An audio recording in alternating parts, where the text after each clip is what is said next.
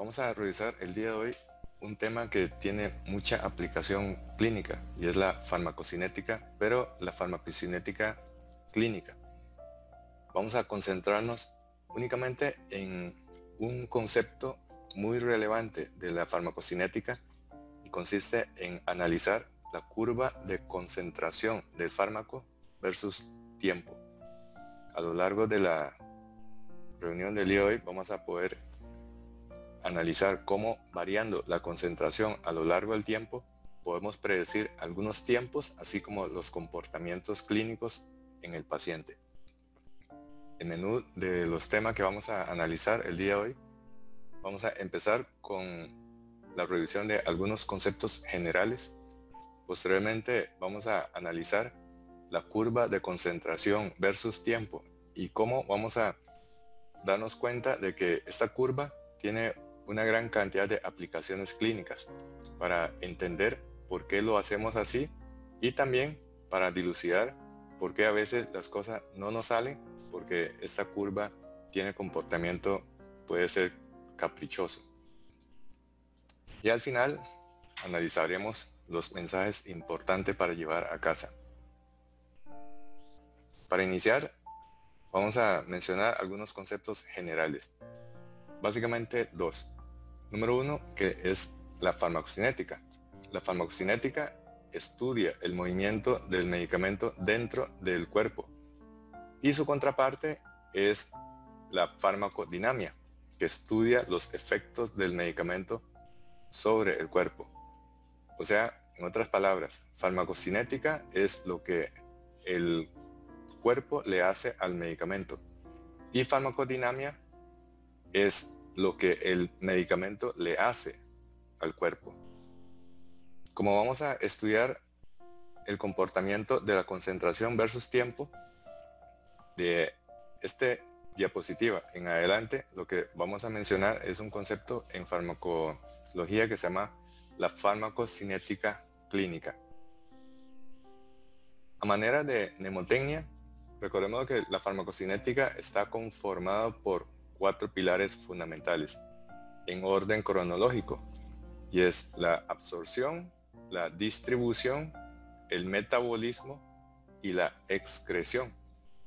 En algunos libros de texto vamos a ver que metabolismo utiliza como analogía la biotransformación y excreción utilizan otro término que es la eliminación. La mnemotecnia es ATME. Ahí está la primera letra de cada uno de los componentes: administración, distribución, metabolismo y excreción. ¿Por qué es importante este concepto? Porque tiene muchísima aplicación clínica. Vean ustedes, en el caso del Propofol, el medicamento inductor más utilizado en nuestra práctica cotidiana. Los efectos que vemos en el paciente cuando le aplicamos una dosis de Propofol no es ni más ni menos que el reflejo de la propofolemia, la concentración del medicamento a lo largo del tiempo. Entonces, cuando empezamos a aplicar el medicamento, empieza a subir la concentración de Propofol en la sangre y vemos cómo poco a poco el paciente como que va entrando en un estado de somnolencia, empieza a hablar a veces periodo muy breve de incoherencia, posteriormente se cierran los párpados completamente y el paciente entra de un estado inicialmente de plena vigilia a un estado de somnolencia o letargo, posteriormente de estupor y finalmente de inconsciencia o coma farmacológico. Y este tipo de comportamiento correlaciona con la concentración de Propofol en la sangre. Si bien nosotros no medimos la propofolemia en la práctica cotidiana, otras investigaciones han hecho este tipo de análisis y se ha publicado de que si tenemos un paciente con los párpados completamente cerrados, probablemente su propofolemia es de 4 microgramos por ml o más. Si los párpados están entreabiertos, probablemente la propofolemia está en un punto intermedio, entre 2 a 4 microgramos por mililitro. Y cuando el paciente es capaz de abrir espontáneamente los ojos, probablemente la propofolemia ha caído a niveles por debajo de 1 a 2 microgramos por ml. A continuación vamos a analizar la curva de concentración versus tiempo y vamos a correlacionar esta curva con aplicaciones clínicas. Probablemente esa es la curva de más utilidad en el día a día.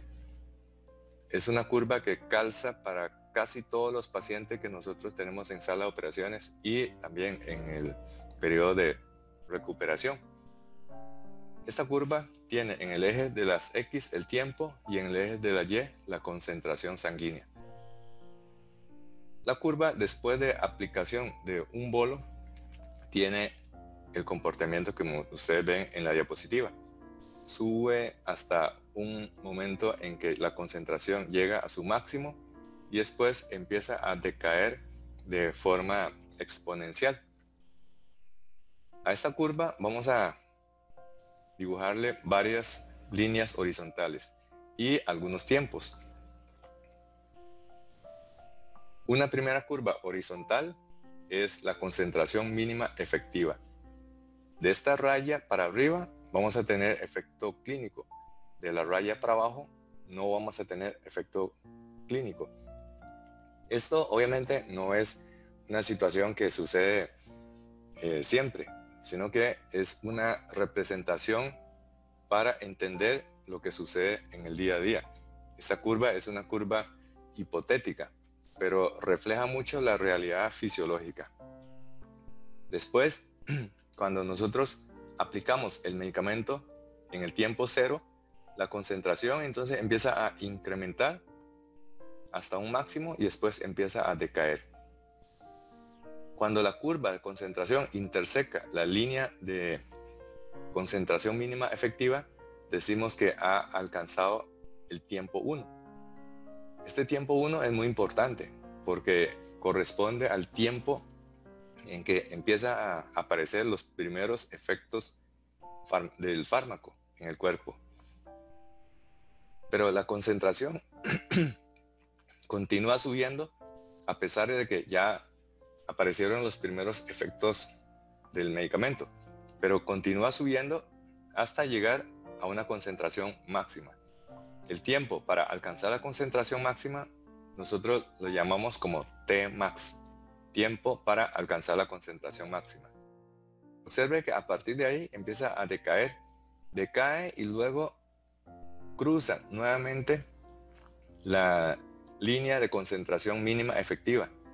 A este punto le llamamos el punto del tiempo 2.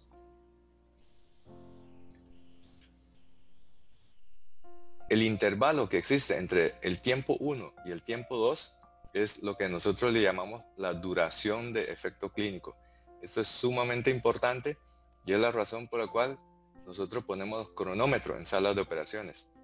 ¿Cuántas veces después de una inyección de atracurio inmediatamente vamos al monitor y reseteamos el cronómetro? Bueno, esa práctica que nosotros lo hacemos de manera cotidiana es el reflejo de que en nuestro cerebro tenemos el concepto de duración del efecto clínico. ¿Cuánto va a durar este bolo que le estoy poniendo de atracurio para los próximos minutos sin que el paciente esté pujando, sin que el paciente esté produciendo movimientos somáticos?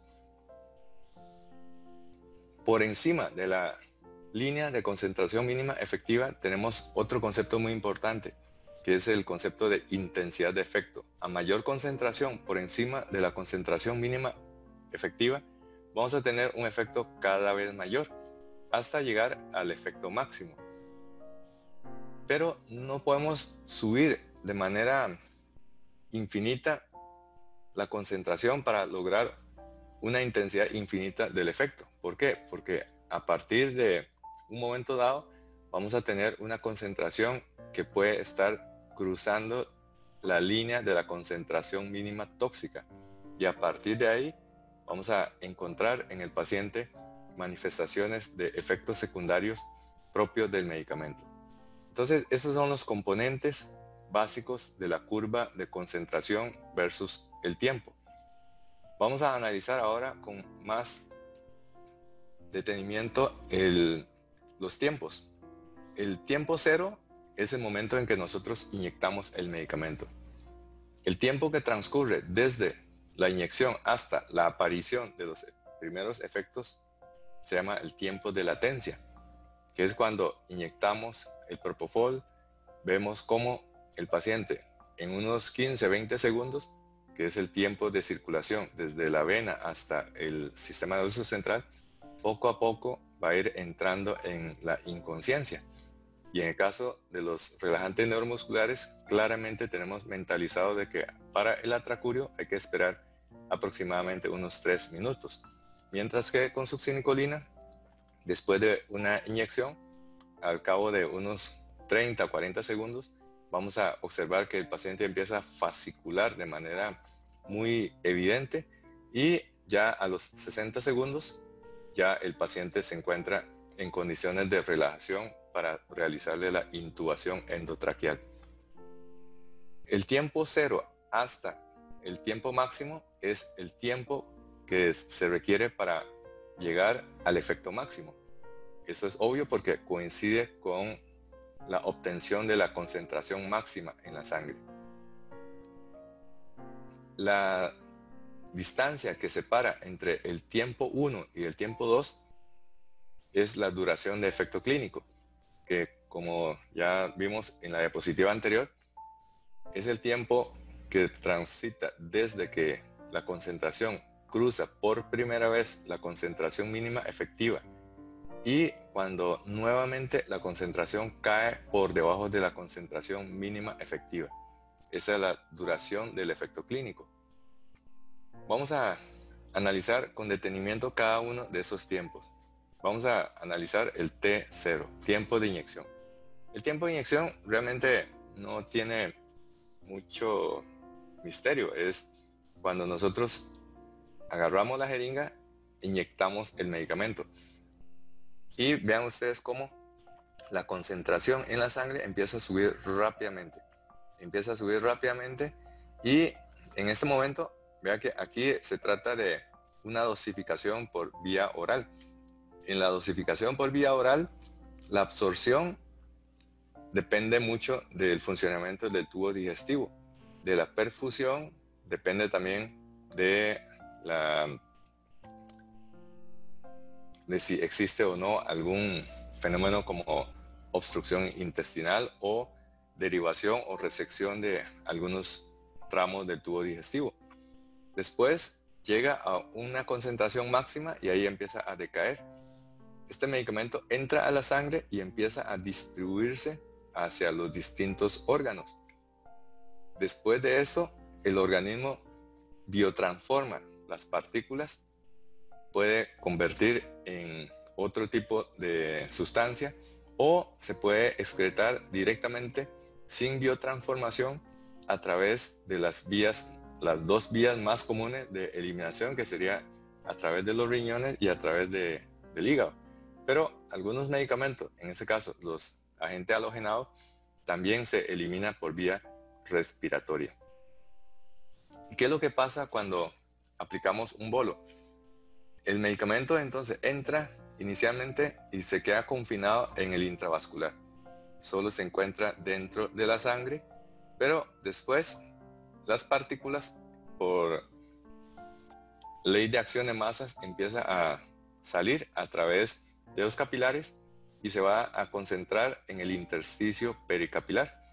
Y es ahí donde empieza a aparecer moléculas en distintas partes del organismo. Habrá órganos que tienen mayor perfusión y consecuentemente se va a concentrar en mayor cantidad.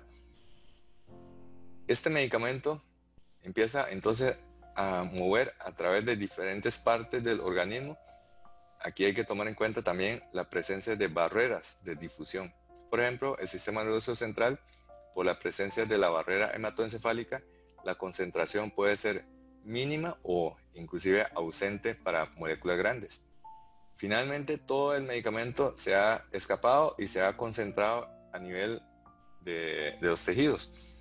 Sin embargo, hay un fenómeno importante que tenemos que tomar en cuenta, en especial importancia en anestesia, y es la fase de redistribución, que es cuando los medicamentos altamente lipofílicos se esconden dentro de la grasa, y a pesar de que ya apagamos el vaporizador, a pesar de que ya apagamos la bomba de infusión, se produce un fenómeno que se llama la redistribución y explica los efectos residuales.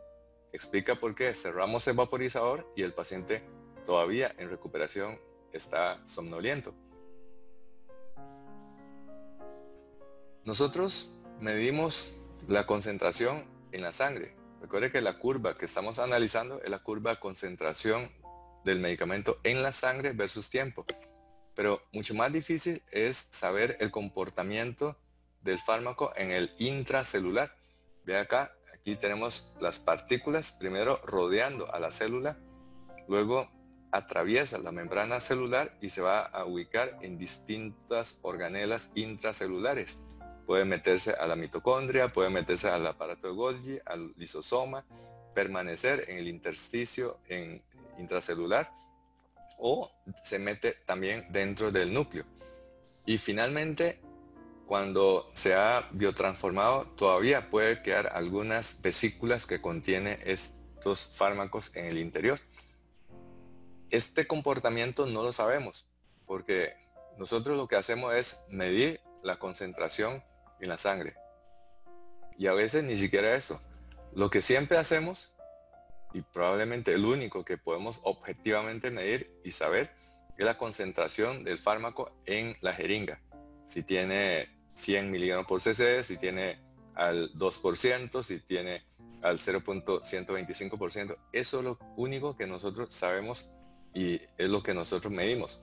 Pero de ahí en la sangre, de ahí a nivel intracelular, nosotros no lo sabemos. Pero sabemos a través del comportamiento por medio de fórmulas. Tampoco es que esto sea al puro bateo. Eso ya ha sido estudiado y es la razón de las fórmulas para calcular las dosis. También es importante tener en cuenta el concepto de biodisponibilidad. Biodisponibilidad es cuánto de medicamento que se administró finalmente alcanza la circulación sanguínea. Si es por vía intravenosa, la biodisponibilidad es de un 100%. Prácticamente lo mismo a nivel intramuscular y a nivel subcutáneo. Pero cuando es por vía enteral, estas tres formas previas sería la administración parenteral. La administración enteral es un poquito distinto porque depende muchísimo de la barrera de absorción a través del tubo digestivo. Entonces, medicamento, si nosotros aplicamos por vía intravenosa, tenemos una concentración bastante predecible. Si es por vía intramuscular, tarda más para alcanzar la concentración máxima, pero el efecto residual es mucho más prolongado. Y lo mismo por vía subcutánea, ya que tarda mucho para llegar a la concentración máxima y decae muy lentamente.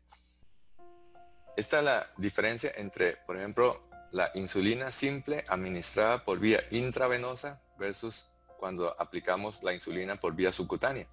Por vía intravenosa tenemos que mantener una infusión continua para sostener una concentración de insulinemia estable.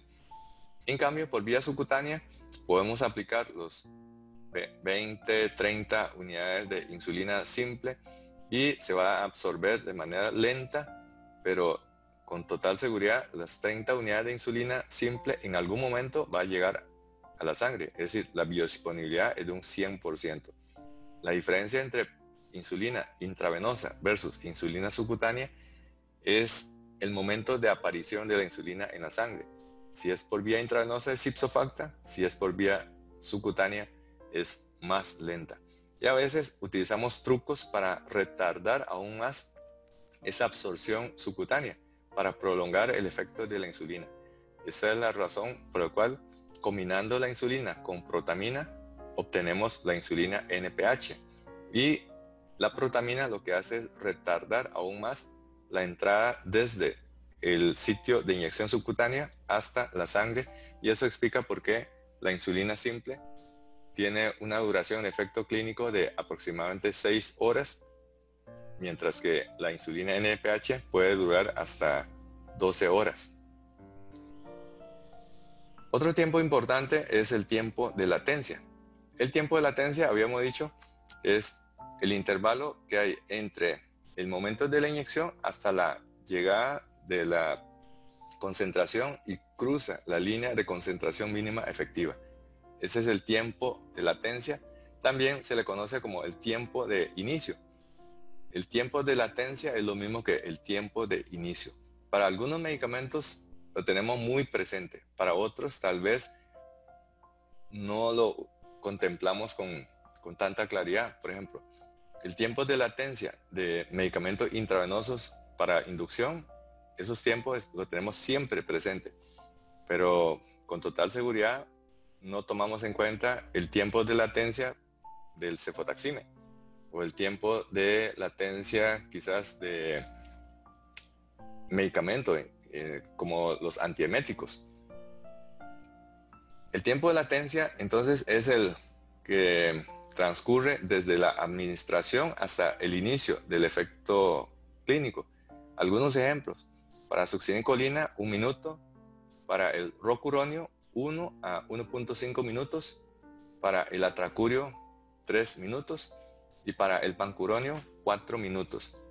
Esos son tiempos aproximados, pero con total seguridad para los que estamos conectados acá en esta reunión, son tiempos que más o menos son tiempos que coincidimos. Otro tiempo importante es el intervalo que existe entre el momento de la inyección hasta obtener el efecto máximo. O sea, volviendo a la curva de concentración versus tiempo, el tiempo máximo es cuando desde que inyectamos hasta que se empieza a aparecer los primeros efectos clínicos, pero cuando se alcanza la concentración máxima, ahí es el punto que corresponde a Tmax. Este Tmax entonces corresponde al tiempo para lograr la concentración máxima. Y obviamente esto va a coincidir con el tiempo para lograr el efecto máximo. El problema de esto es que se puede llegar a una concentración tan alta que puede superar la concentración mínima tóxica, y es cuando empezamos a ver una serie de eventos no deseados, que es el riesgo. Por ejemplo, cuando aplicamos un bolo de propofol, muchos pacientes sufren periodos de hipotensión y a veces hipotensión muy profunda. Si aplicamos, por ejemplo, un bolo de 120 miligramos de propofol para la inducción, puede ser suficiente para provocar una inestabilidad hemodinámica marcada. Pero si aplicamos 120 miligramos en una infusión continua durante 1 hora, probablemente el paciente no va a tener mayores consecuencias desde el punto de vista hemodinámico. Es porque la concentración máxima muchas veces puede quedar por encima de la concentración mínima tóxica. Entonces, para enfatizar, Tmax es el tiempo transcurrido desde la administración hasta obtener el efecto máximo. Vamos a poner un ejemplo. El propofol es de alrededor de 1.7 minutos. 1.7 minutos. Vamos a ver la concentración versus tiempo para el propofol. Vea cómo cuando aplicamos un bolo para inducción de 2 miligramos por kilo, al inyectar por acá sube hasta una propofolemia máxima y después empieza a decaer. Observe que aquí hay una franja lila. Esta franja lila es el intervalo terapéutico. Por encima de este punto y por debajo de este punto sería la propofolemia deseada que debemos mantener para sostener un estado de anestesia. Y después de la inyección aparece el pico de propofolemia, en este caso fue de 7.5 microgramos por ml, y luego empieza a decaer. ¿Por qué es importante esta curva? Para entender el comportamiento y qué podemos hacer algunos truquitos para obtener mejores resultados. Entonces, este punto corresponde al Tmax. Lo ideal es que si tenemos un paciente que no queremos que tenga efecto autonómico y efecto somático a la hora de manipularle la vía aérea, entonces debemos hacer la laringoscopía idealmente coincidiendo con el punto en que la propofolemia está al máximo.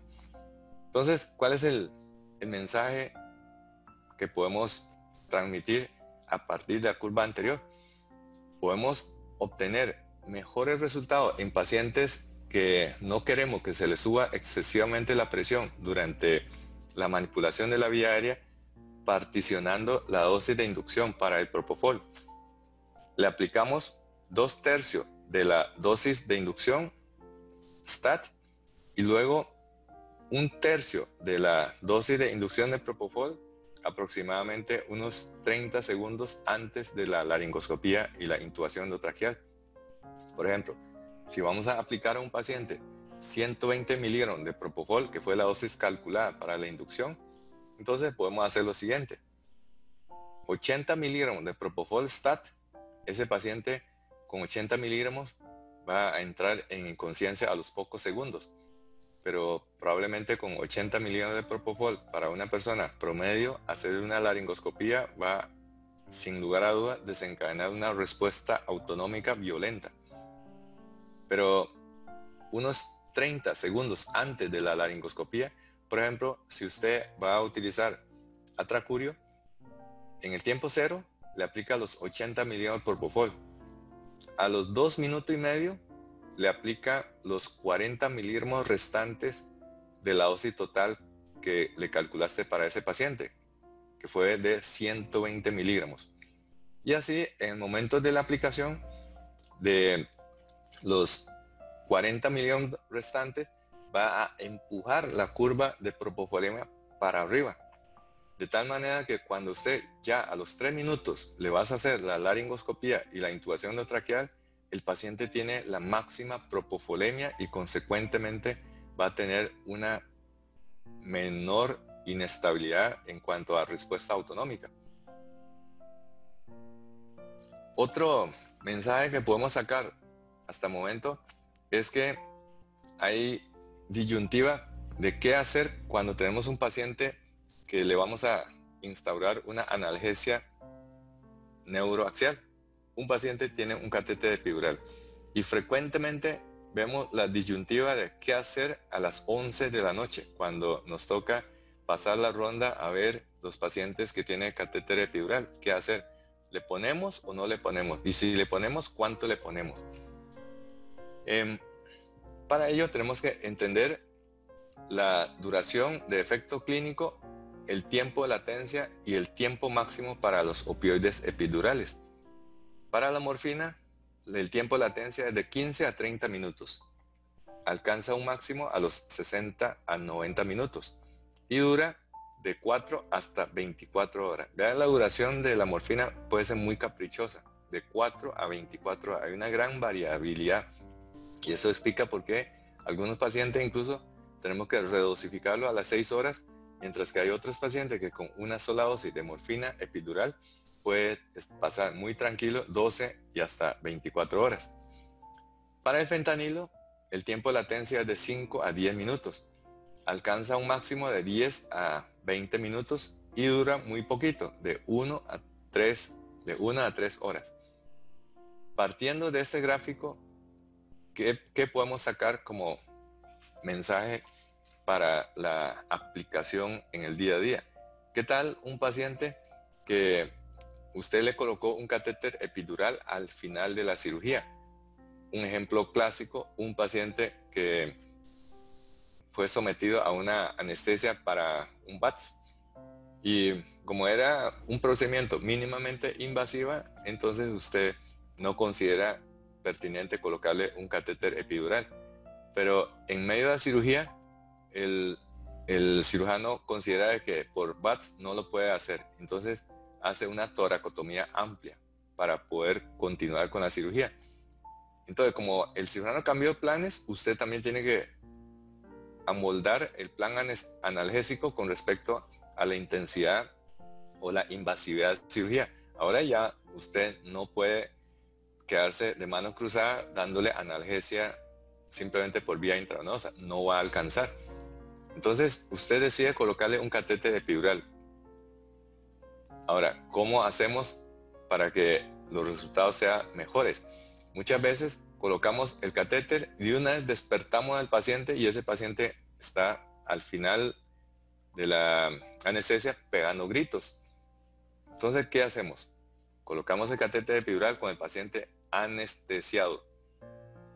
Le aplicamos, después de lograr abordar el espacio epidural, 100 microgramos de fentanil y juntos a estos 100 miligramos de fentanil, los 3 miligramos de morfina. Y mantenemos la anestesia general durante al menos 15 minutos más.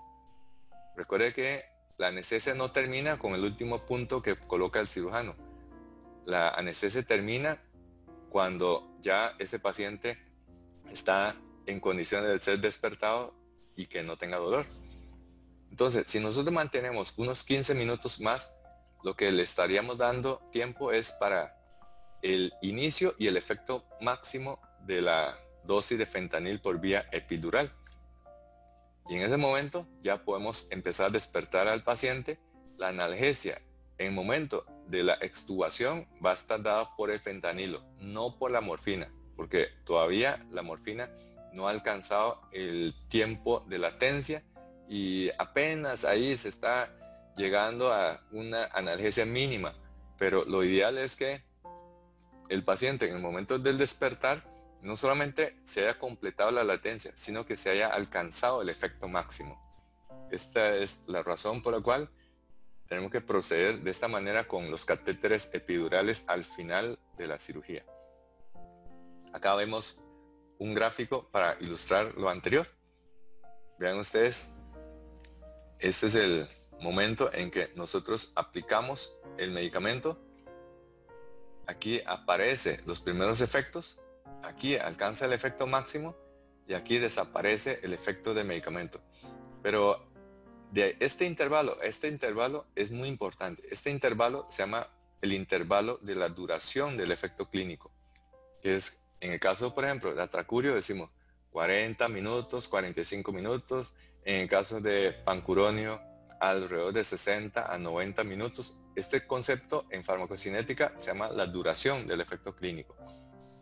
Entonces vamos a analizar con un poquito más de detalle el concepto de duración del efecto clínico. T1 hasta T2. Muy importante, sobre todo cuando necesitamos redosificar los medicamentos. La duración del efecto clínico es el tiempo transcurrido desde el inicio hasta la finalización del efecto clínico. Por ejemplo, en el caso de los relajantes, la succinicolina, como es de acción ultracorta, de 5 a 8 minutos. El mibacurio, alrededor de 8 a 20 minutos. Los relajantes de duración intermedia, como atracurio, becuronio, dura alrededor de 20 a 30 minutos. Y de duración prolongada, en este caso, pancuronio, alrededor de 45 a 60 minutos. Volviendo al concepto de la propofolemia, en esa curva de propofolemia con respecto al tiempo, observe que la duración de efecto clínico sería desde acá, que es muy temprano, pocos segundos después de la inyección de propofol, ya vemos el paciente que entra en somnolencia y dura hasta este tiempo. Este tiempo, entonces, es el tiempo a partir del cual ya se queda por debajo del intervalo terapéutico. Entonces, en el caso del propofol, este tiempo es de alrededor de 8 a 10 minutos. Quiere decir que si nosotros aplicamos un bolo y el paciente a los 10 minutos va a estar prácticamente o completamente despierto. ¿Por qué es relevante esto? Considere el manejo de una vía aérea difícil. A veces se necesita intentos repetitivos. Y si usted no considera de que hay que, o se le olvidó que hay que redosificar, puede ser que el paciente quedó paralizado por la dosis de inducción inicial de atracurio. Pero el bolo de propofol, para el momento en que usted ya lleva 10, 15 intentos, ya estaría como por acá, como por media hora y a veces más. Entonces ese paciente va a estar paralizado, pero es despierto. Es muy importante esto, ¿verdad? ¿Cómo hacemos para evitar esto que es muy desagradable, muy traumático psicológicamente para el paciente? Cada nuevo intento tenemos que pensar, ¿será que la propofolemia ya está por debajo de la concentración mínima efectiva y yo debo redosificar? O si usted quiere más tranquilidad, póngale una dosis de midazolam. Con midazolam, vea que una sola dosis puede cubrir hasta aproximadamente unos 80 minutos. Entonces, durante todo este intervalo, el paciente, usted le está haciendo intentos repetitivos de abordaje de la vía aérea, pero ese paciente no se va a acordar del evento. Eso no quiere decir que usted no tenga que redosificar, porque cuando cae la concentración del inductor, probablemente un nuevo intento de laringoscopía e intubación se va a acompañar de una respuesta autonómica mucho más violenta. En el caso de midazolam tiene entonces la gran ventaja de que nos cubre mediante una amnesia de aproximadamente unos 80 minutos. Entonces, este es un mensaje importante. Si usted tiene contemplado de que ese paciente te va a sacar las canas durante el abordaje de la vía aérea, es mejor colocarle un par de millones de midazolam para tener más tranquilidad de que ese paciente no te va a agravar bajo conciencia de que usted le está manipulando la vía aérea. Otro concepto importante con respecto a la duración en efecto clínico es acá, la parte final. Vea que el inicio es bastante predecible.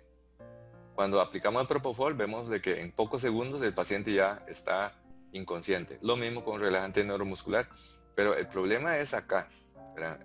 Cuando la duración de efecto clínico es menos predecible en el punto que corresponde a T2. En esta fase todavía puede haber efectos residuales. El hecho de que haya transcurrido ese tiempo que nos dice la literatura no significa que el paciente no tenga efectos residuales. Todavía puede tener efectos residuales y a veces muy importante, especialmente relevante con los relajantes neuromusculares. Porque llegado a este punto tenemos que considerar revertir o no revertir, porque todavía hay moléculas de relajante neuromuscular dando vuelta y dando vuelta. Y es cuando decimos, y eso es un mensaje importante, que hay algunos tiempos que son traicioneros. En el caso de atracurio, el tiempo más traicionero de una última dosis de atracurio es a los 33 minutos. Bueno, no tiene que ser exactamente los 33 minutos, pero esta media hora desde la última dosis genera muchos problemas a la hora de tomar decisiones, porque cuando vemos el cronómetro, vemos que ha transcurrido 33 minutos y es cuando nos confiamos decir, bueno, el paciente ya está respirando bien, ya han pasado 33 minutos, entonces lo voy a extubar sin problema. Ve que el paciente está respirando perfectamente. Sí, pero no. Sí, porque el paciente está respirando, pero lo que usted está analizando con la respiración es el movimiento del diafragma, un músculo durísimo de paralizar. De hecho, los músculos que tiene placa motora, unidades motoras más grandes, como en el caso del diafragma, son los más difíciles de paralizar. En cambio, los músculos con unidades motoras más pequeñitas son fácilmente paralizables. ¿Y cuáles son esos músculos que son muy susceptibles a pequeñas cantidades de moléculas de relajante dando vuelta? Los de la patencia de la vía aérea, que es cuando extubamos el paciente y se le colapsa la vía aérea. Y nos confiamos porque el paciente, mientras estaba con el tubo, estaba respirando espontáneamente y de forma perfecta. Entonces es muy traicionero esos 33 minutos de atracurio. Tengamos mucho cuidado a la hora de tomar la decisión de extubar. Y es cuando, después de la retirada del tubo endotraqueal, vemos un paciente que no se puede respirar adecuadamente, tiene un aspecto de pez fuera de agua y en algunos casos tenemos que correr y reintubar. De hecho, hace un par de días tuvimos un caso en recuperación después de una cirugía de corta duración de 25 minutos, ese paciente fue trasladado a recuperación, se puso cianótico y al final tuvimos que reintubarlo porque cuando colocamos el monitor neuromuscular nos dimos cuenta de que estaba paralizado.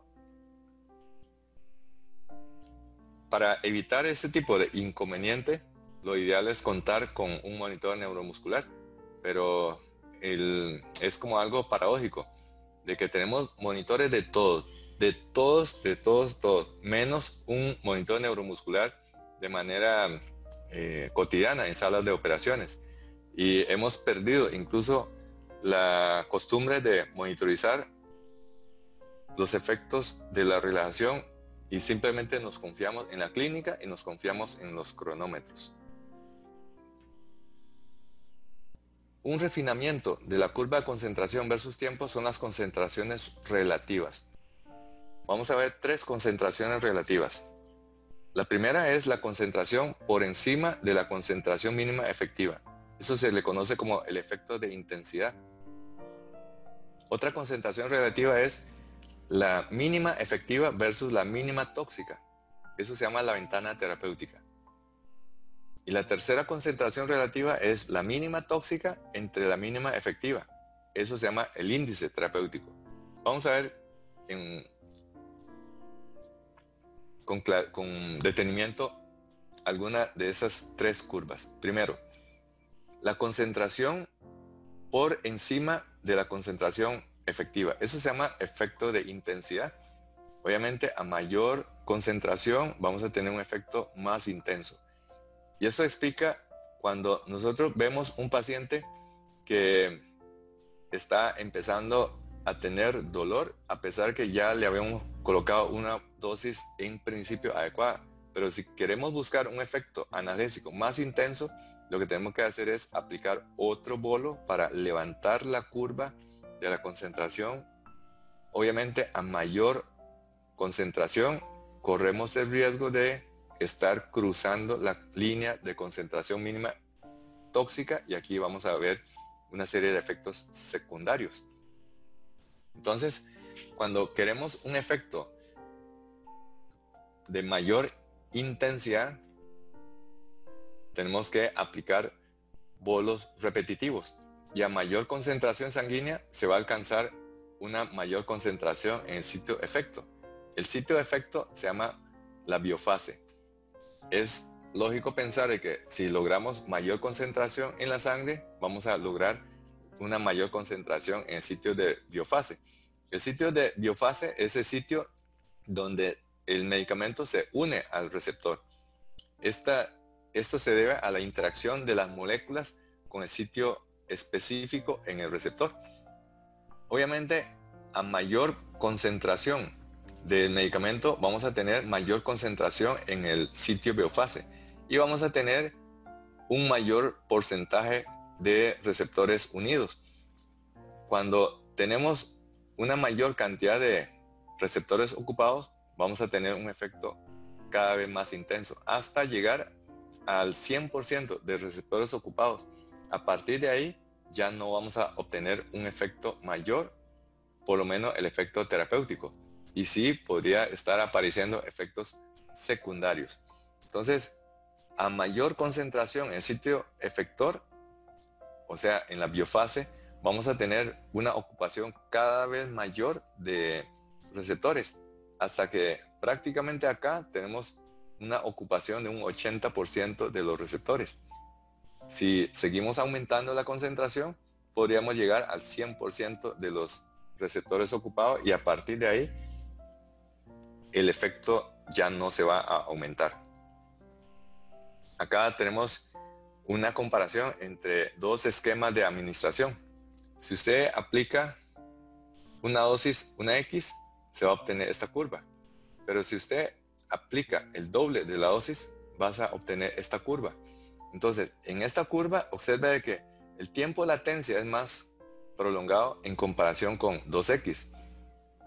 Y la duración de efecto clínico en una dosis de una X es mucho menor en comparación con cuando aplicamos 2X. Y eso explica por qué muchas veces cuando aplicamos 50 miligramos de atracurio, no solamente aparece más rápido el efecto paralizante, sino que la duración es mucho mayor. Y es cuando nos traiciona el cronómetro, porque le acabamos de aplicar 50 miligramos de atracurio y pensamos de que va a durar igual que cuando aplicamos 25 miligramos de atracurio.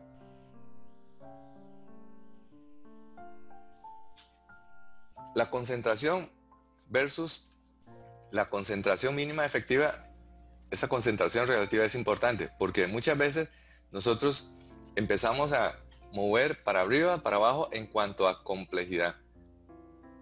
Antes se utilizaba, en vista que había pocos medicamentos, generalmente técnica basada en un solo medicamento. Pero después, como aparecieron más opciones, entonces empezamos a combinar medicamentos.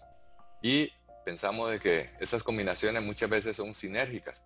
Y es donde aparecen las técnicas de anestesia y analgesia multimodal, que es cuando tomamos un poquito de esto, otro poquito del otro, y al final obtenemos una mezcolanza de medicamento y de técnica anestésica que técnicamente se le conoce como anestesia o analgesia multimodal, pero hay que tener mucho cuidado y a veces se le pone un poquito esto, otro poquito del otro, y puede estar poniendo una técnica que parece muy científica, que es la anestesia y analgesia multimodal, pero puede ser de que estamos poniendo tan poquito de cada uno que ni siquiera llega a cruzar la línea de concentración mínima efectiva.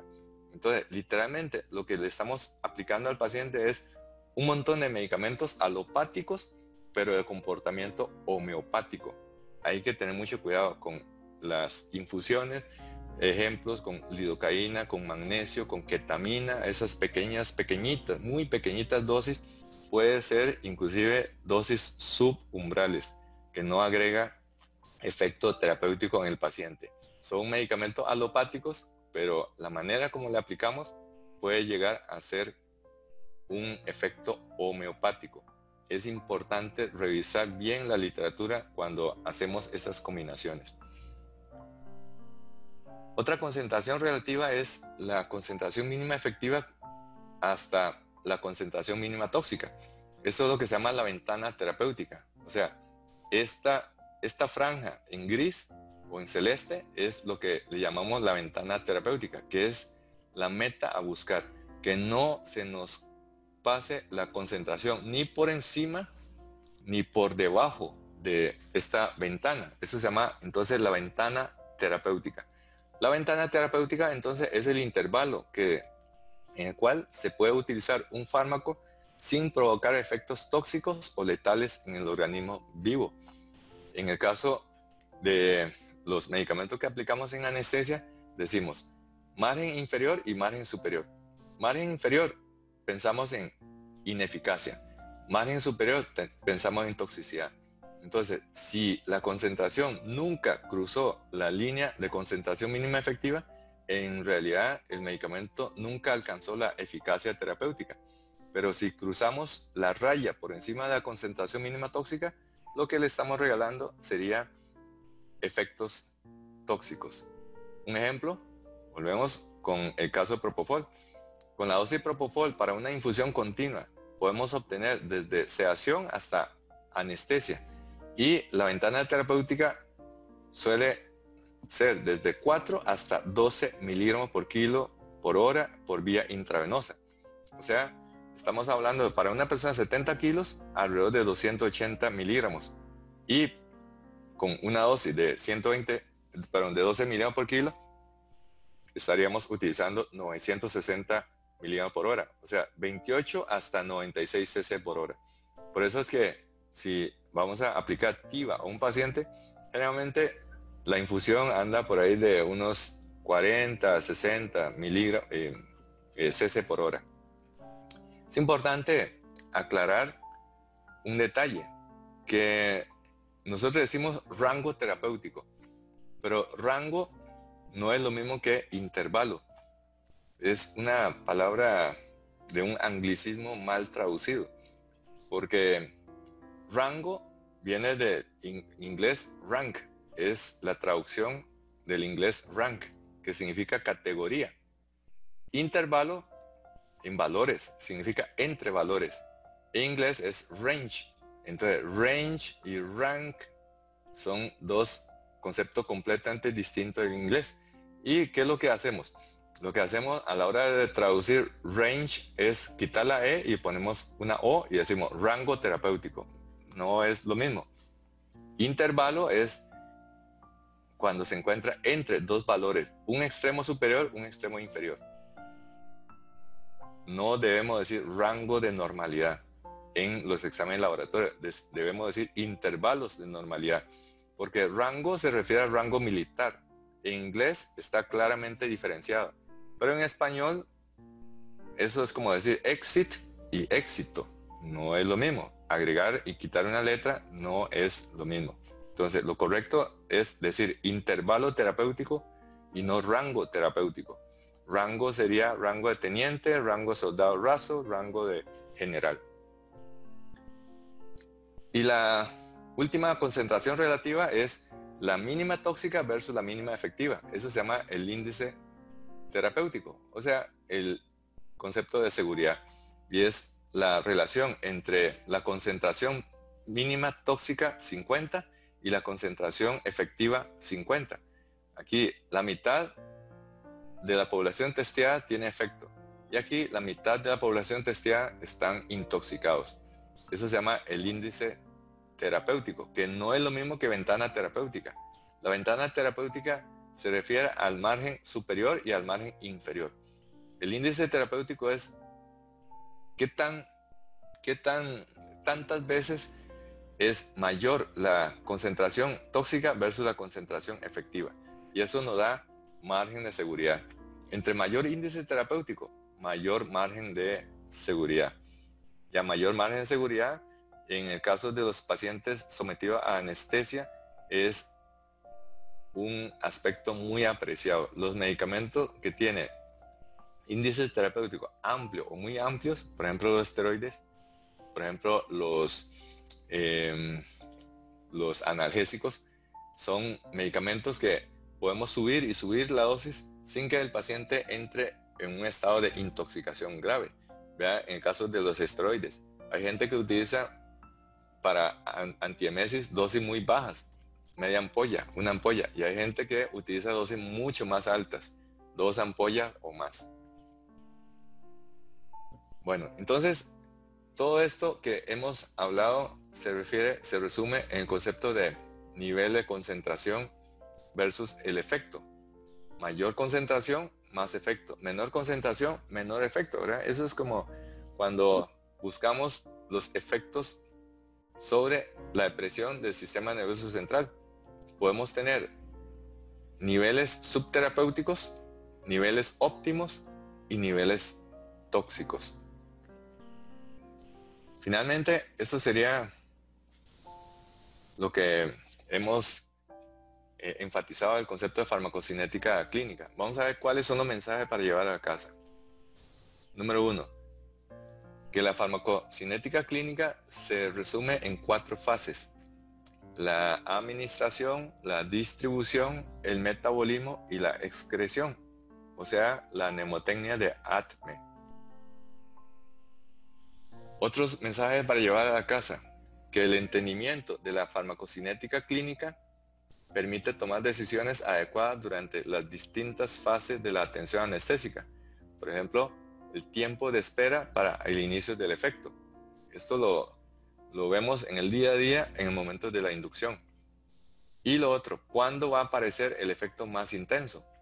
El ejemplo que les mostré de fraccionar la dosis de inducción de propofol en 2/3 y 1/3 para atiempar el momento de la laringoscopía e intubación endotraqueal. Que la duración del efecto clínico determina la necesidad de reforzar la dosis. Algo importante también es que cada vez que nosotros reforzamos las dosis, la predicción del efecto del tiempo para el efecto residual cada vez se vuelve más nebulosa. Esto sucede con los pacientes que han estado recibiendo bolos repetitivos de atracurio y al final Y a pesar que el cronómetro dice que ha transcurrido 60 minutos, algunos de esos pacientes quedarán todavía con relajación residual. Esto es especialmente importante durante la fase del despertar.